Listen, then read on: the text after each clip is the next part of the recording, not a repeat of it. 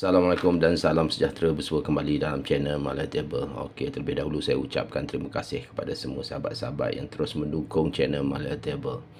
Bagi tampilan kali ini saya nak bawakan sekeping lagi duit Malaya, era Malaya, iaitu duit kertas Malaya 1941 King George yang keempat. Ini dengan nilaian muka 10 sen sahabat semua. Sebelum ni saya ada buat jualan juga duit 10 sen ni, duit 10 sen ni dengan nilaian harga jualan saya sebelum ni. Duit tu ada sedikit kekurangan lah, dia sedikit lusuh, lebih lusuh pada ni. Yang ni pun lusuh juga tapi dia dalam keadaan yang baik lah. Sebelum ni saya jual dengan harga RM45 kalau tak silap saya, dengan harga siap pos.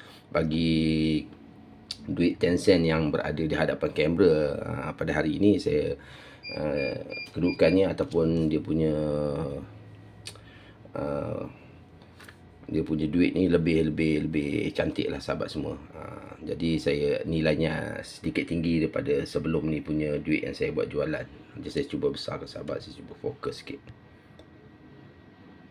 Tak boleh pula, macam nanti saya cuba keluarkan daripada punya plastik ni untuk kita lebih jelas. Ni, dia boleh fokus. Okey sahabat semua, jadi sahabat semua, duit ni saya nak jual dengan nilai harga RM58 siap pos.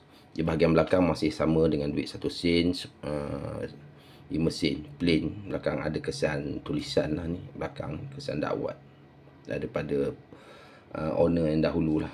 Saya dapat duit ni, saya beli dahulu, saya kumpulkan. Jadi masa ni saya nak lepaskan duit-duit ni. Saya pun ada lagi beberapa keping lah dalam simpanan saya, jadi saya lepaskan sajalah untuk duit ni. Duit ni saya nak lepaskan dengan harga RM58 sahabat. Itu sahaja secara ringkas dan terus. Kepada sahabat yang ingin mendapatkannya, bolehlah berhubung dengan saya di description, ada email saya. Sekian dahulu, terima kasih dan Assalamualaikum.